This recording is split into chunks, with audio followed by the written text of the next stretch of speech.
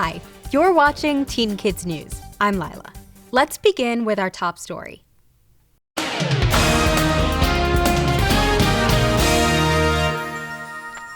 Freedom of the press. It's a term we often hear, and we probably think it just applies to newspapers, magazines, and news programs that are run by adults. But as Alexandra tells us, freedom of the press is a big concern for us students as well. Thomas Jefferson, the man who gave us the Declaration of Independence, once wrote, "Our liberty depends on the freedom of the press, and that cannot be limited without being lost." As we've often reported here on Teen Kids News, a free press, whether newspapers, radio, TV, or online, is vital to democracy. It's one of our most basic First Amendment rights. Having a free press helps us to hold our leaders accountable for their actions. It also enables us to make decisions without undue influence by the government. And freedom of the press isn't just for adults who are journalists. More than 60 years ago, the U.S. Supreme Court ruled that students don't shed their constitutional rights to freedom of speech or expression at the schoolhouse gate. It was a landmark ruling. Student journalists were being given the same freedom adults have to report on controversial issues.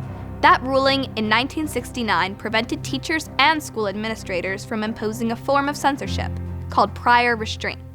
That means they couldn't prevent students from speaking out on issues the administration wanted to keep hushed up. Everything was all good until the late 1980s. A new ruling by a much different Supreme Court took away that protection against prior restraint. The court ruled that a principal in Missouri had the right to prevent the student newspaper from publishing a story about teen pregnancy, as well as a story on divorce. That ruling has had a chilling effect on student journalism all across the country. But there's a movement working hard to restore our First Amendment rights. A key player in that movement is the Student Press Law Center, the SPLC. With us again is Pratika Katiyar from Boston's Northeastern University. She's a student board member at the SPLC. Joining her is Hannah Olson. She's from Mountain View High School in California. Pratika, why do school officials stop students from publishing certain stories? There's a myriad of reasons why schools don't want certain stories out there.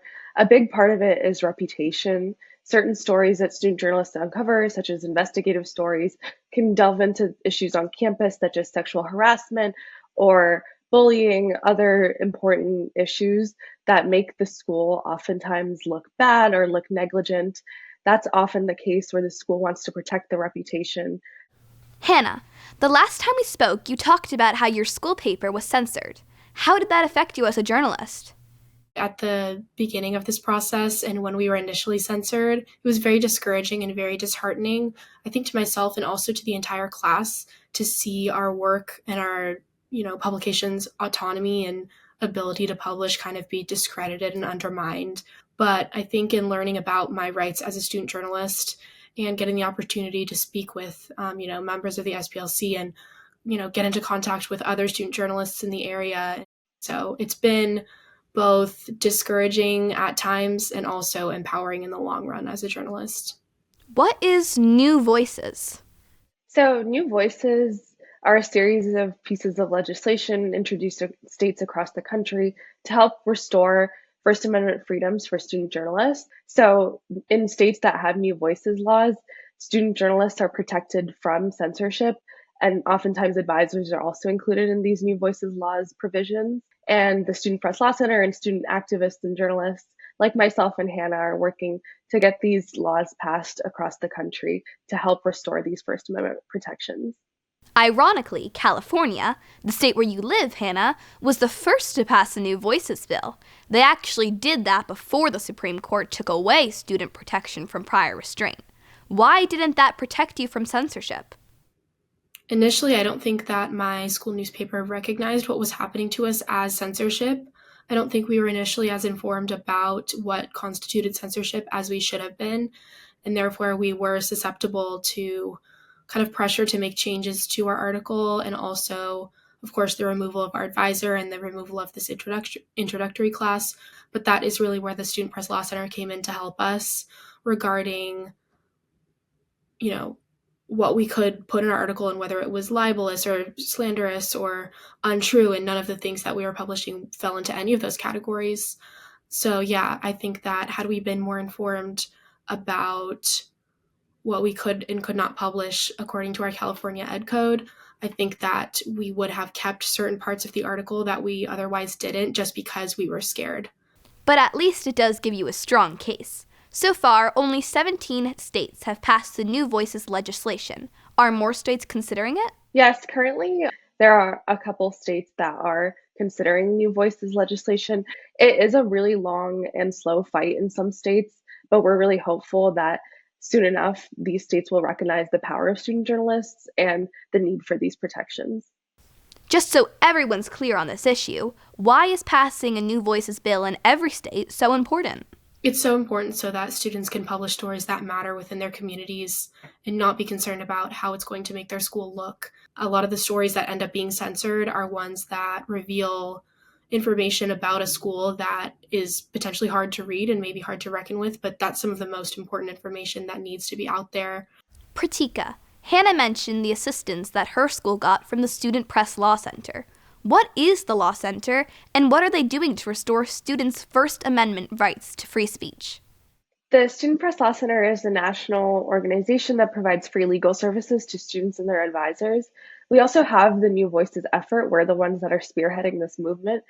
So currently the Student Press Law Center helps assist things like lobby days or postcard writing events so that we can really mobilize students and get them out there to help advocate for New Voices legislation. What can we students do to help? I think stay informed, be aware of the student press freedom issues in your area, and also take a look at your schools and your state's education code laws. Good advice. Thank you. Thank you for having us. Thank you for having us. One of the most famous and most respected journalists ever, Walter Cronkite, put it this way: freedom of the press is not just important to democracy, it is democracy. Especially in this day of attacks on the media, we need to stand up for our First Amendment rights, including freedom of the press. For Teen Kids News, I'm Alexandra. We've got lots more coming up, so stick around. And during this break, please take a sec to like, follow, and subscribe to our socials so you never miss out on Teen Kids News. We'll be right back. Let's face it, failures are part of life. And while no one likes to fail, fear of failing shouldn't stop you from trying something outside your comfort zone.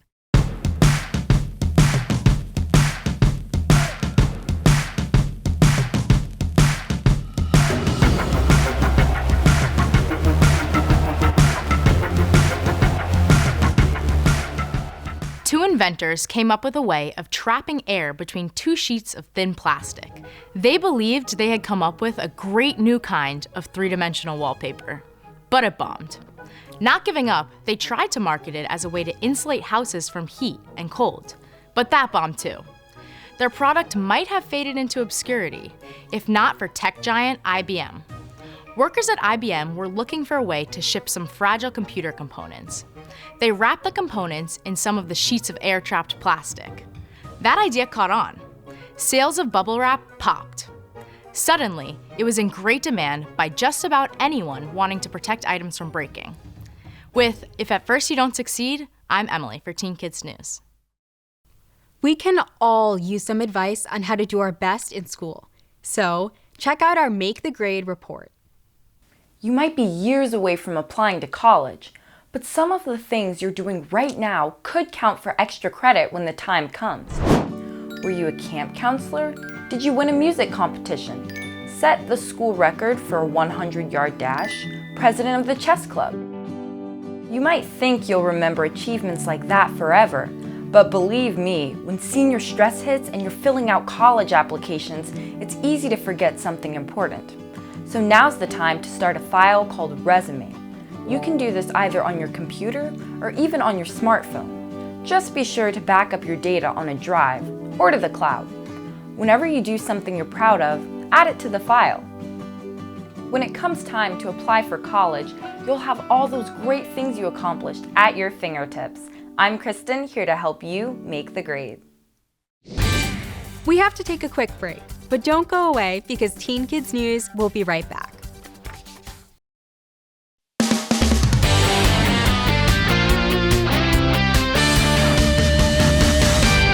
You may be the victim of a crime and not even know it. To be clear, this definitely isn't a case of ignorance is bliss. Katerina tells us why.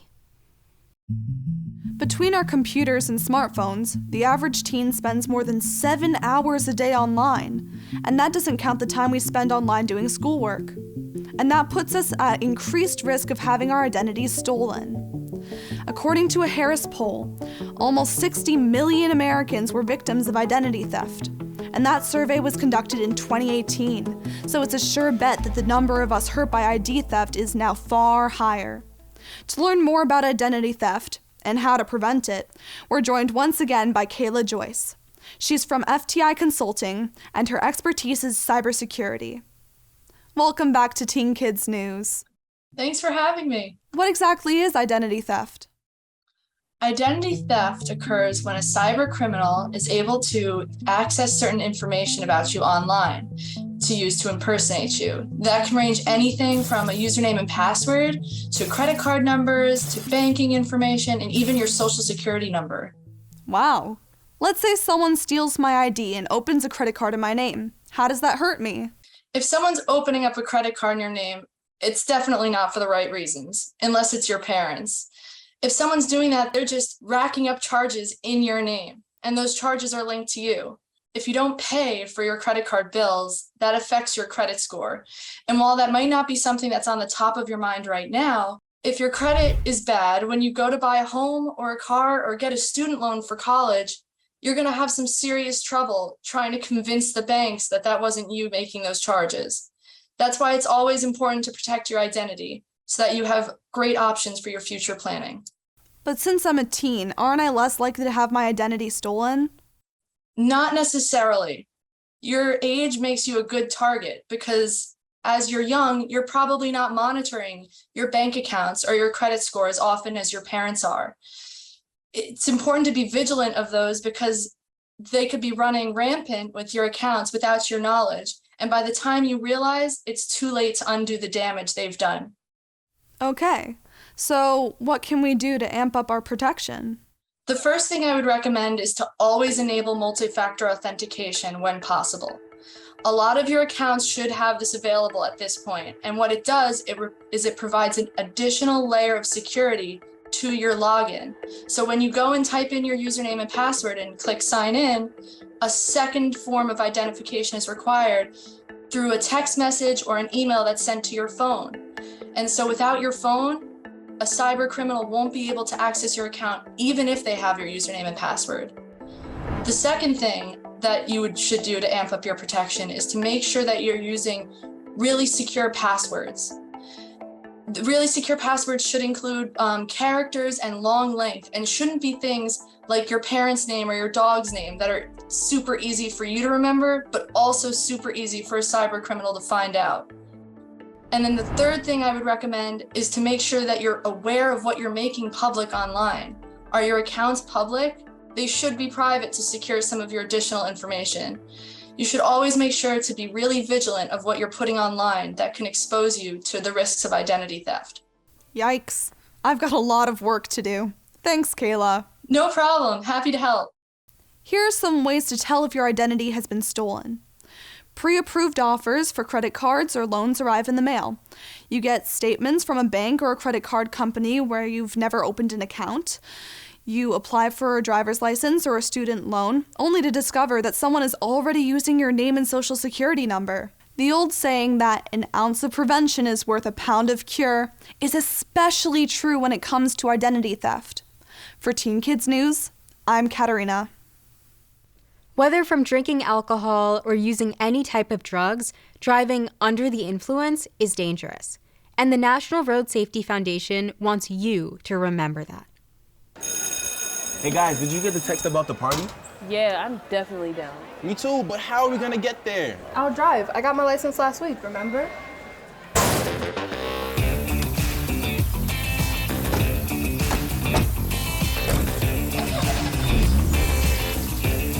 Think they have drinks? I'm sure they will. I won't be drinking. I'm driving, remember?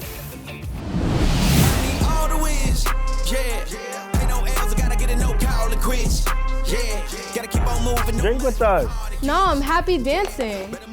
Just one shot. Can't, I'm the one driving. Come on, it's a party. And I'm partying. And I'm responsible for you guys, remember?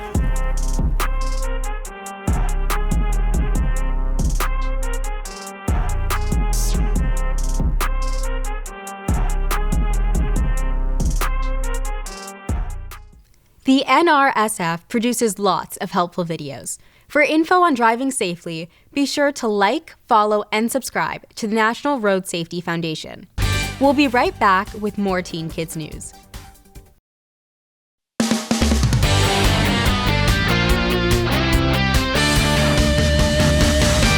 It's been called the Mona Lisa of American coins. The 1913 Liberty Head nickel is worth millions. Why? Because it was not supposed to exist. Back in 1905, President Teddy Roosevelt felt that the designs on American coins needed to be improved. So, over the coming years, US coins were given facelifts.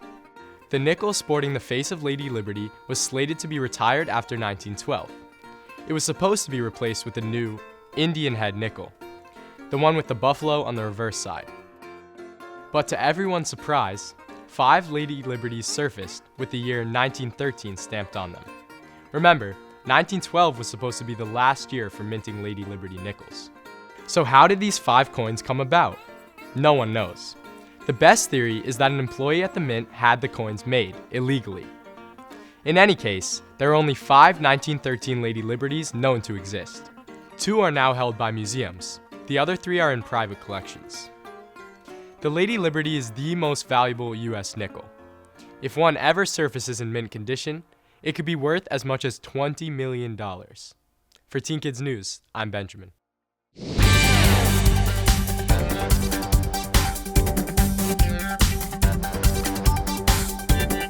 We want to hear from you. Send us a short comment on the show. And if you want, send along a photo. Each week, we'll feature the best comment on air. We just need your first name and your town or city. Don't go away. There's still more Teen Kids News ahead.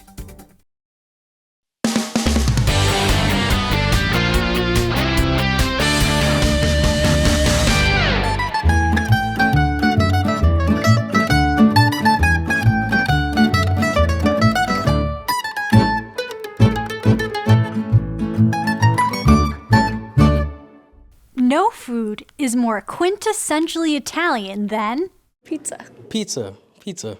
Pizza. Pizza. Mm-hmm. Although a form of flatbread with toppings can be traced back to the 6th century BCE, Naples, Italy is usually credited with having invented the modern pizza. It was brought to America by Italian immigrants towards the end of the 19th century. But it didn't truly catch on until the end of World War II.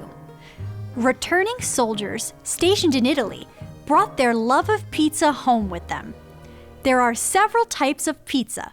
For example, round and thin-crusted, deep dish, and square, commonly called Sicilian pizza. It has an inch-thick dough with a center often described as airy.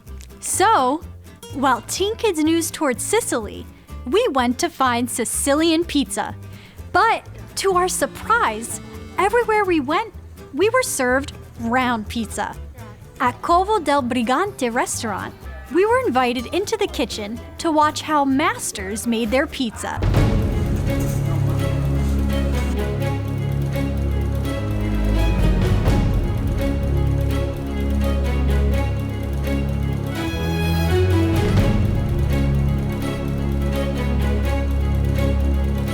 So if Sicilian pizza, at least in restaurants, isn't square, what makes Sicilian pizza different?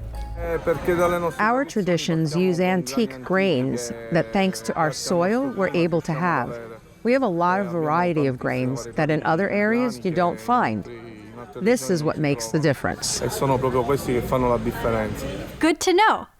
There are actually many varieties of Sicilian pizza, depending on what region you're in.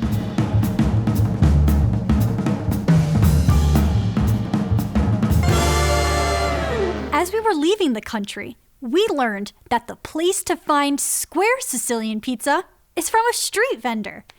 Guess we'll have to go back to do that. With Seeing Sicily, I'm Ava.